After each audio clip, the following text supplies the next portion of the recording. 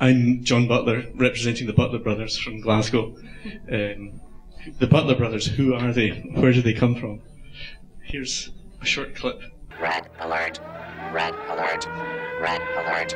You crossed my line of death! You haven't dismantled your MX stockpile. Pakistan is threatening my border! That's it, Buster. No more military aid. Nuke 'em. Get them before they get you.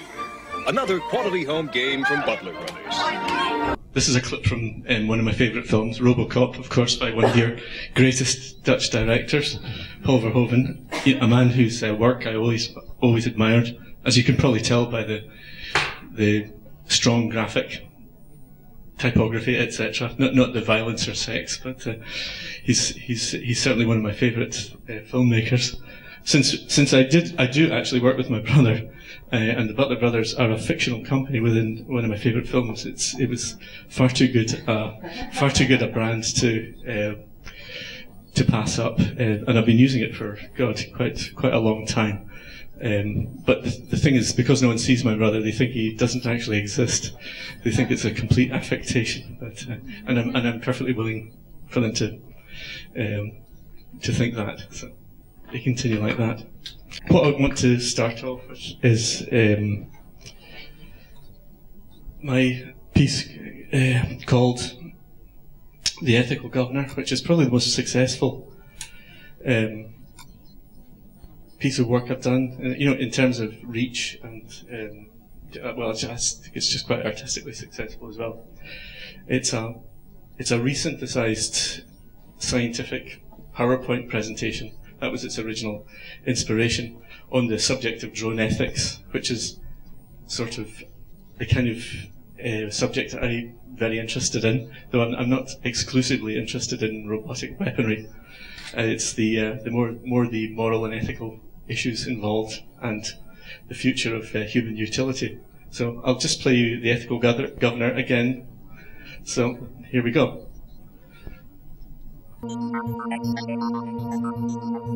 This presentation demonstrates a prototype of the ethical governor, a key component in the ethical projection of unmanned autonomous force. In the following scenarios, an unmanned aerial vehicle, or UAV, is on a hunter-killer mission during openly declared warfare.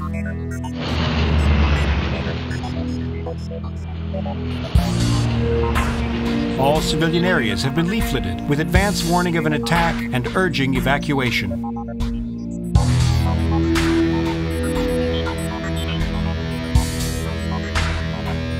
Mission targets include small groups of combatants, large musters, enemy vehicles, and convoys.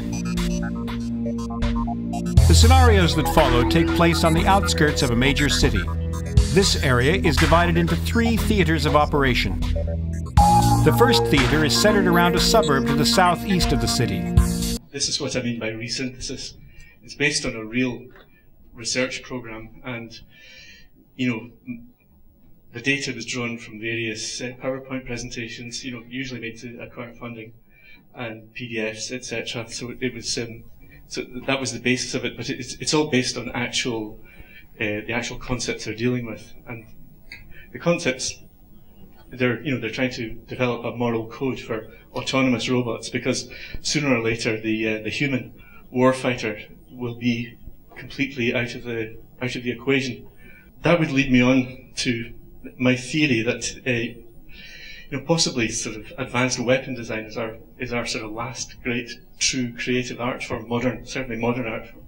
You don't get postmodern technology or weaponry, and the people who are possibly the most exciting arts commissioning body in the world today are DARPA.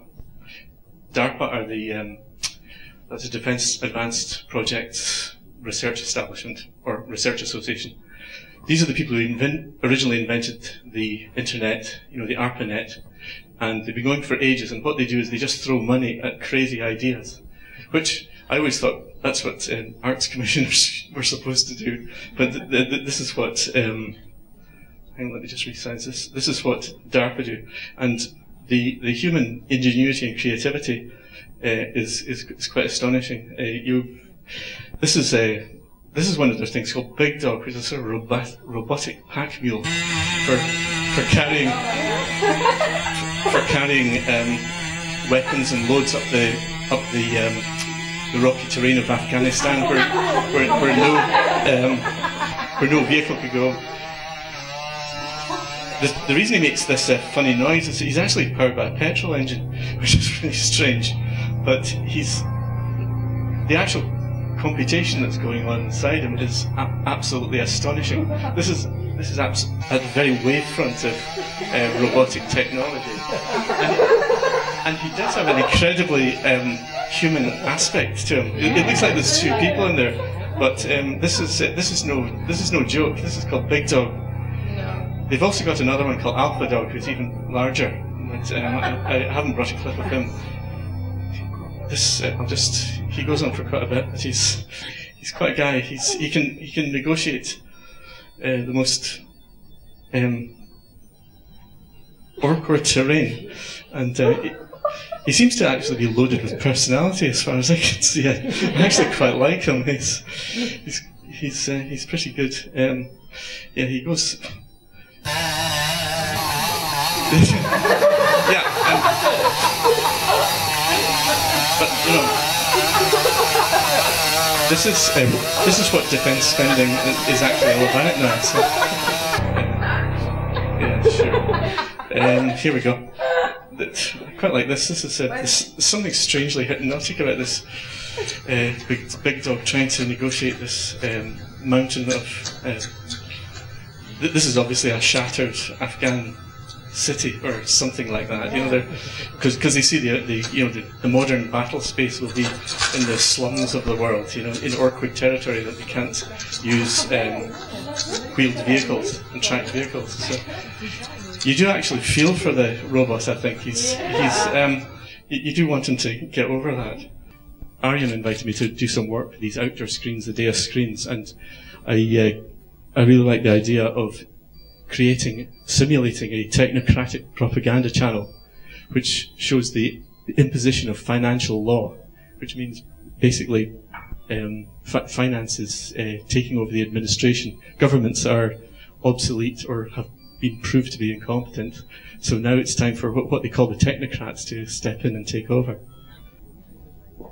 It's basically a declaration of technocratic law, like a declaration of martial law. So this is basically a foreclosure, but instead of it being in Greece, I'm bringing the action a bit closer home to the more wealthy countries like Holland. Hence my flaming windmill, which is done just for you. So, and I hope people are sufficiently alarmed by these gigantic messages. Well, I'm not interested in parodying the form, if you know what I mean. And like, if I was going to parody the form of the ethical governor, it would look sort of different, kind of more boring. I actually like making. It's meant to look good, if you know what I mean. It's not meant to look like a ironical kind of thing. I attempt to make it look and be edited and sound and read as well as I can possibly do it. So I'm not interested in parodying the form because I do these things for real. And the actual real thing is actually quite a lot more boring. And if you saw the original stuff that the ethical governor started off from, it's pretty flat. So did it start from a commission that you got yourself for a commercial party, or what's the ethical governor? Yeah, it started when I came back from IMPAKT 210 actually, because it was a good festival, and I just felt I'll make something quite short. And I'd actually started that the year before, but it wasn't really working very well. It was just looking a bit flat, but. It was after there I came back. It made it about 4 weeks, which was quite good because there wasn't a lot of work going on at that time. But, I was certainly glad I spent that time doing it. And it was when I discovered the ethical adapter. That's the best part of it, because all moral and ethical systems are they're great, but you should never allow them to interfere with what you actually want to do. So there should always be an override switch. Morals and ethics are for other people, are to be applied to other people. But you can see with the ethical adapter, and that's when the sort of concept kind of lifted up and came alive a little bit.